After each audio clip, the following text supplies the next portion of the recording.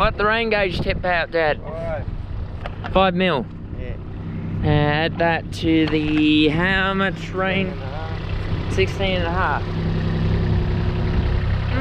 That's pretty good. Alright, good morning everybody. You joined us when we got a wet spell. We've got the first mob of ewes and lambs done. They're all back out the paddock now. And well, we got rained out. That's what happened over the weekend. Saturday went and greeted us with, well, very, very wet conditions. And Sunday was much the same. So much so that, well, certainly yesterday the yards were wet. And when I say something's wet, I mean it's wet, like flooded. I'm not sure what the state of the yards is going to be over here today, but let's just go jump off the side by side real quick and go take a look. Right then, so some minor alterations to the shed. You can see that the rusted out window things that someone dodgily strung together 20 odd years ago, those are gone now and replaced by corrugated pieces of plastic as windows. We went and tech screwed them in yesterday, Dad and I did, when it was all windy. Really, these are just designed just so that well, we can waterproof the shed, because this shed, as typically most shearing sheds are, they are old, especially in this part of WA. Old bits of corrugated iron. There's still some bits of old nails and stuff from when this was originally strung together. Over time, we need a general shed maintenance. It generally involves putting new tech screws like these in. You can see we put them all in yesterday. And the reason why we put them all in yesterday is, well, oh boy, Dad's not going to be very happy about this. Well, the reason why we've put off sheep work for a couple of days is, just look at that. It's wet, and while it may have sunken into the ground overnight, it's still got quite a bit of water puddles on top, and this is a problem. When we put sheep in the shed overnight to shear them the next day, we need to make sure they're dry. And when we've got a mob of ewes and lambs, it's pretty impossible to dry them when we have to put them through drafting race and stuff when it's all wet like this. It's not as bad as it was yesterday, but still not very fun. Having said this, of course, August has suddenly just turned really, really wet around here.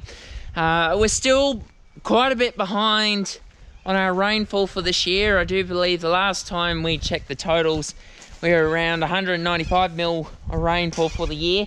The average for this part of WA is normally around 500 mils. So you can do the figures in your head and calculate, yeah, still way behind. Hence the reason why the grass and stuff here around the shed yard and definitely out the paddock. Normally in previous years this would be coming into ear about now, but yeah, it's just a really late season. So what we're gonna do now, follow Dad out the paddock, try not to get the camera too wet. We'll try a different camera angle around this time, because I know in previous videos I do pay attention when I go to edit them. It's not very good visibility having it on the other side where I normally hold the camera over the top of this cup holder here, especially in the mornings. The sun definitely gets into the glare of the camera a bit, and it doesn't make a very fun video experience for you guys. So when we got the sun in the direction of here, we swap sides. That's kind of the type of thing I'm trying to aim for. Again, it's pretty difficult for me to try and get the camera steady. I'm doing my best, still learning, just bear with me. Currently where things are sitting with the farm, we got all our blue taggers shorn.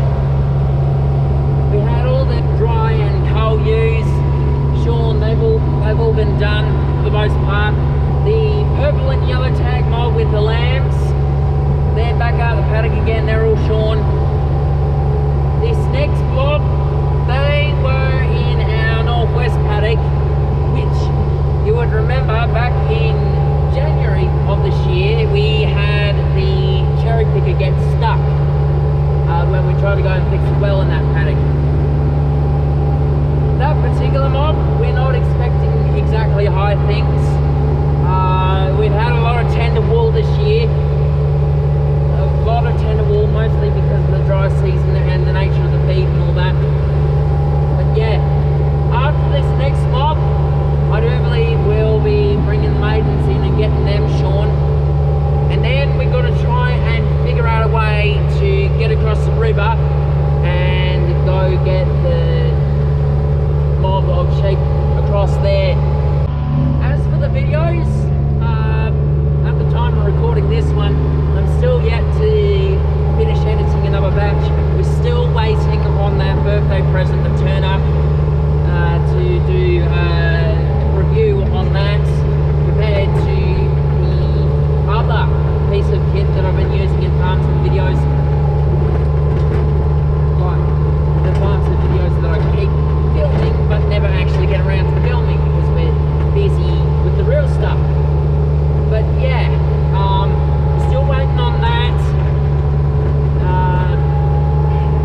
Like seriously, this particular company that makes pieces of peripherals and stuff for simulation and games and stuff, they dropped the ball big time on this one, let me tell you, because I did not expect so many people wanting a stick for a certain simulation game. I won't spoil it, but yeah, you've probably seen a bunch of other YouTubers take a look at this particular product. Yeah, we're still waiting on that. But hopefully by the time this video comes out, Dad and I will have gone to Darren and we'll have caught up with Jacko and the lads, and hopefully by then that particular video won't be too far off. I might have this one out before we go to Darren. But yeah, we are planning to. We are planning to go to Darren field days this year. Might see me, might see a couple of other YouTubers running about the place. It's good fun. It's good fun. Jacko gave Dad and I a real workout last year. so it'll be fun to go catch up with him, catch up with the boys at school and do it all again. Well, hello.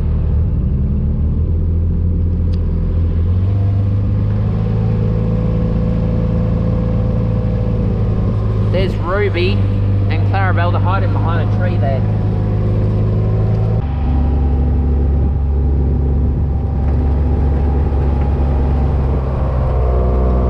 Zooming this out a bit.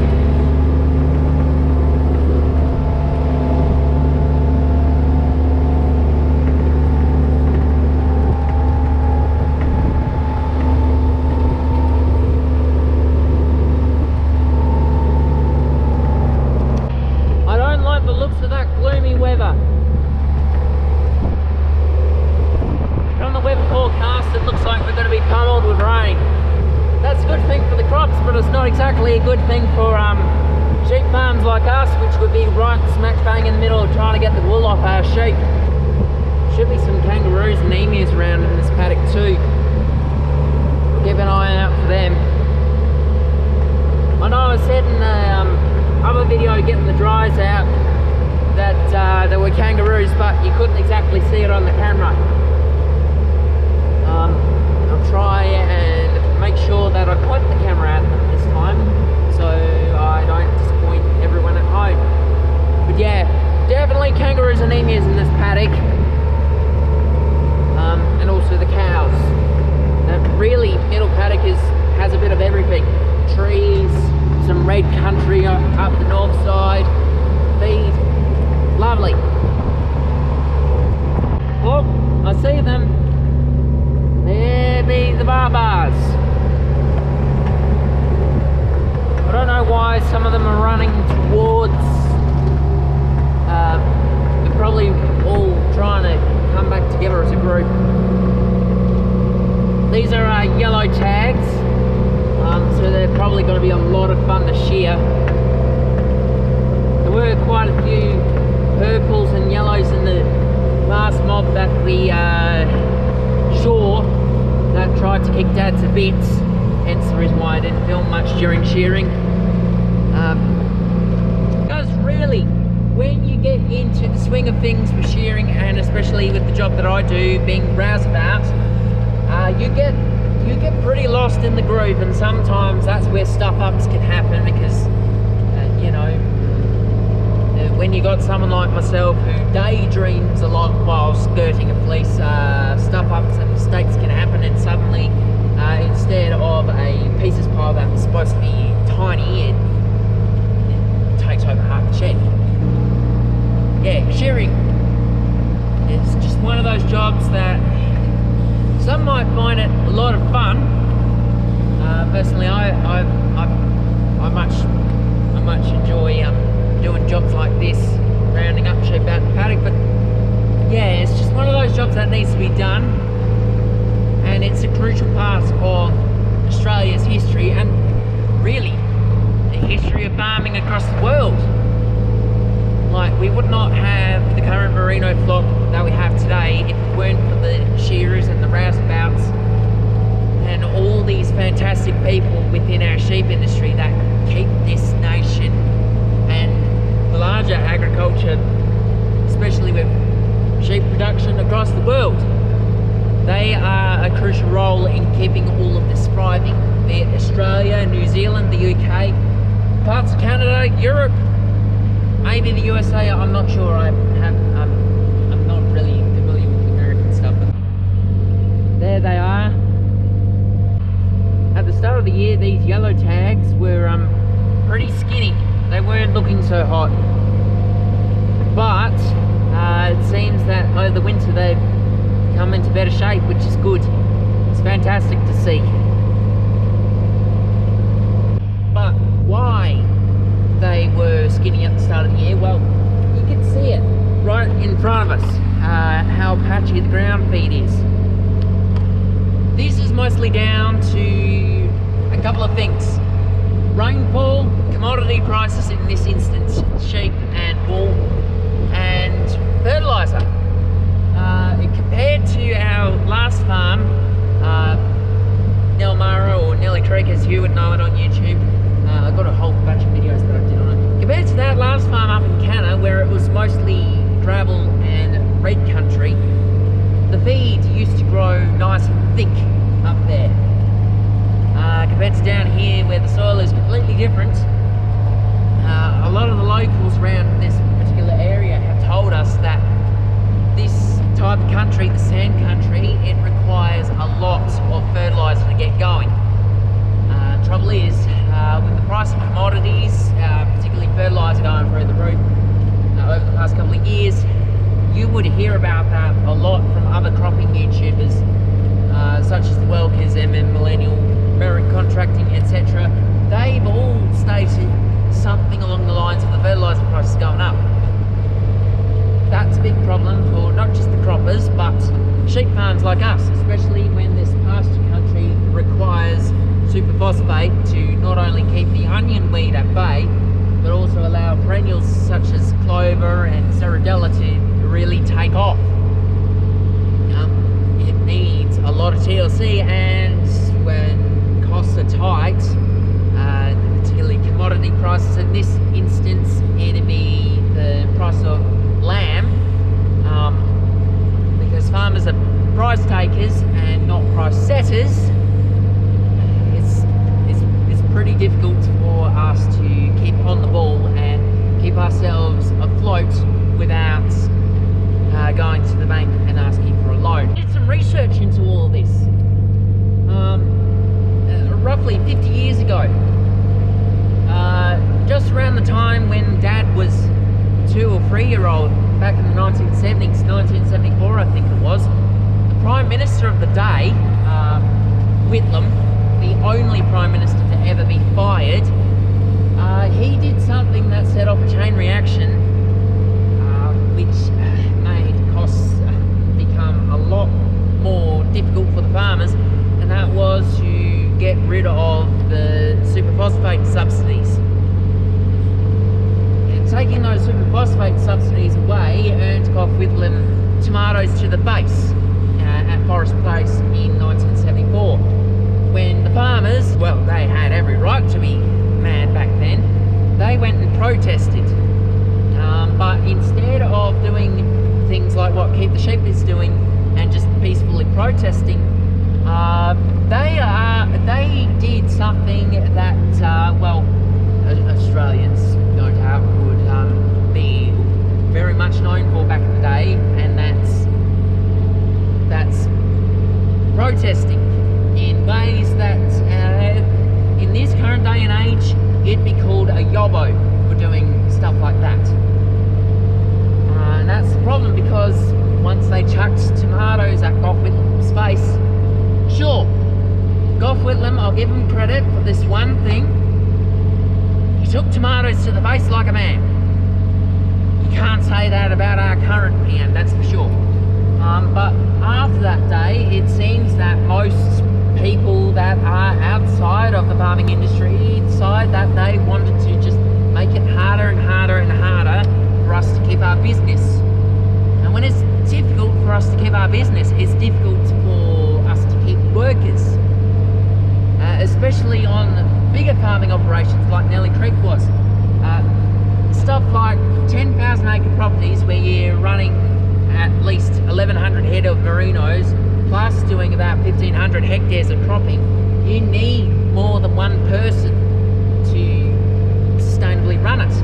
That's the reason why 2020 to 2021, that's really when I jumped into the farming game. That's when I decided to start making videos, because I knew Dad needed help and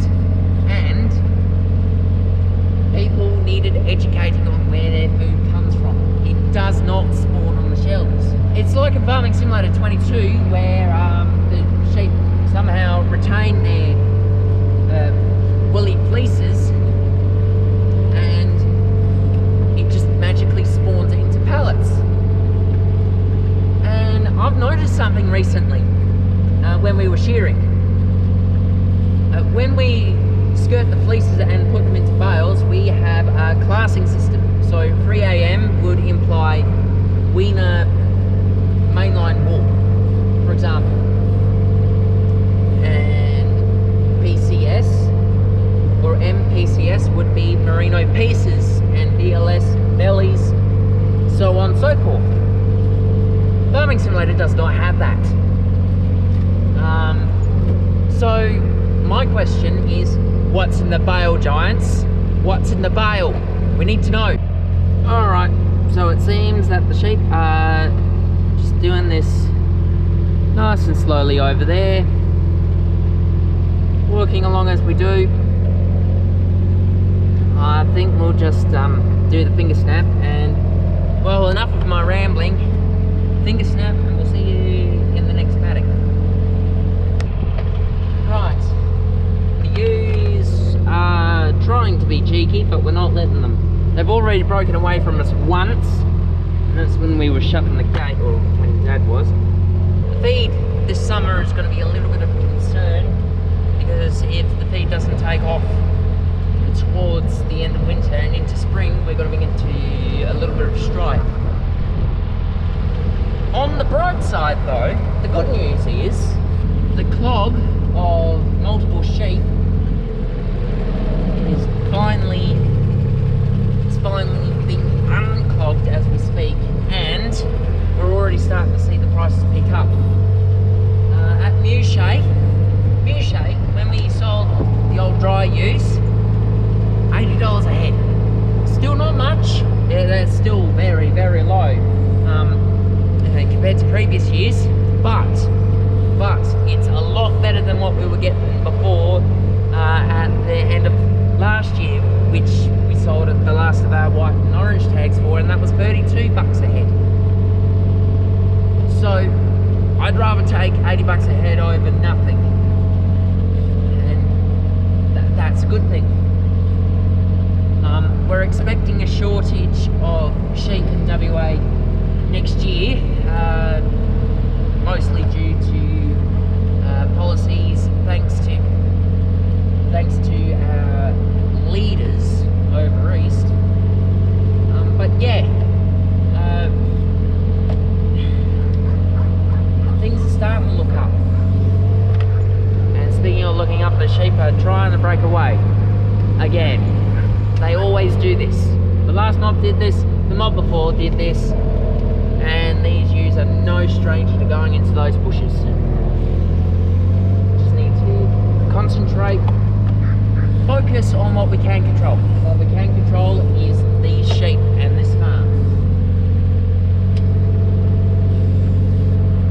Right, back onto the fertiliser topic. Again, with this paddock over here, this is where we did the experiments that resulted in Big Blue getting stuck last year. I mean, the compost extract was doing its thing, and still is doing its thing. Otherwise, this would just be barren. But no, in all seriousness,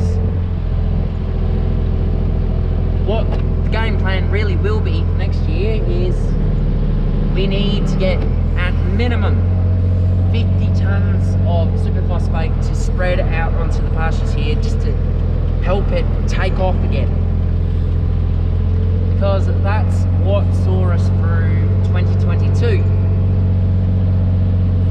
2022 was when we had the old owners pass the land over to us, and all the land from last year, from the year before, 2021, it was still all fertilised. That's the reason why stuff was coming up chockers. But yeah, this land really does need fertiliser. Be that superphosphate, be that potash, maybe a bit of Flexien, Nutri-Soil, something. We can't leave it like it is, because the land cannot sustain the current amount of sheep we got as is. And until such a time as sheep prices return to at minimum $180 per head, which is what it was at 2019, well, really the game plan is to have fertiliser for this country. Fertilise this country, get the pasture growing, and see if we can get some barley seed. Because, well, we might be able to put Big Blue into action again next year and put a barley crop in up the west end. We won't be harvesting it as normal grain, probably do it as hay. Might be an idea, might be. Boggy Ute paddock has been cleared. Driving through the gate, and then it's just a case of getting them along the laneway, and then we'll get to the most tricky bit. That most tricky bit is the mess that is running them through the double gates, shutting the double gates, having them held in a corner, opening the cocky gate, and then running them through into bull paddock briefly for a bit, past those sheep and into the yards. Having said that, those other sheep, the Shawnees, I do believe the blue tags, they're at the other end. They should hopefully not be a problem. I said the old laneway system we had on Nelly Creek was complicated. You thought that was complicated? Well, at the very least, the laneway system that we had on the old farm, where we just brought them up the hill, shut the gate, made them run around past the shed into the yards, that was nowhere near complicated as this one, because at least the old laneway system had a fence to stop the sheep from breaking into the bull paddock, or in the home paddock in that case.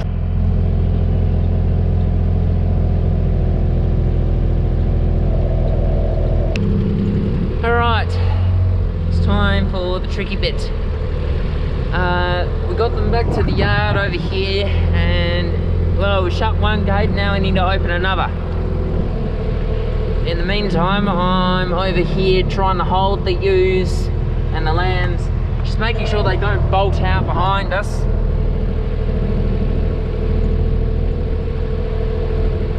And then we need to drive them into those yards there, through that paddock, and make sure they don't bust behind, because if they go past that shed all the way down the back there, Yeah, it's not gonna end well. It's just gonna cause more drama.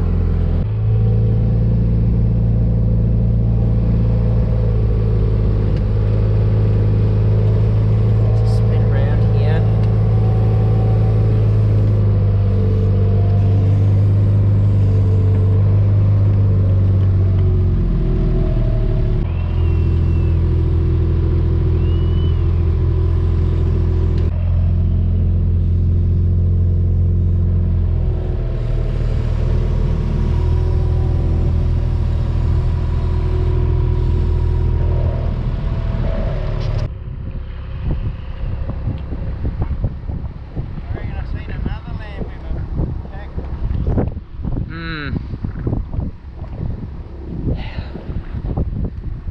And in we go. Yeah, I know, sorry sheep. The last mob cleaned out the yards a bit. Should grow back, hopefully. Maybe. Perhaps. You did make a good point, Dad. Finished. Precisely. Finished. Finished! Finished. Finished! Finito! Banana! I have no idea what I say, but it seems to get the dog's attention. Alright, I do believe that calls to the end of this video. We got the sheep in the yards. Hopefully this afternoon we'll get some blue skies and some sunny weather to hopefully keep these girls dry and dry up the yards as well, so that we'll be able to shed them up tonight. In the meantime, I guess we'll wait for them to dry out and yeah, see you later.